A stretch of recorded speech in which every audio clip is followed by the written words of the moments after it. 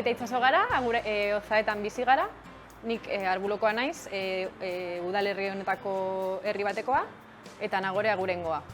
Lehen taberna bat izan dugu, 5 urtez Ozaetan, eta orain negozio honetan sartu gara. Dendan saltzen duguna da, produktua kilometro zero edo zonaldeko produktoreekin lan egiten dugu, eta ekologikoa. Orain daukagun hemengo produktoren gauzak dira Aguntz Gazta, Añuakoa, Idiazabal Eginokoa, Odolestea, Maestukoa, gero dauzkagu legumbreak, Arantzaeko, hauek ekologikoak ditugu, eta besteak Jon Atigakoak, ere Adanakoak.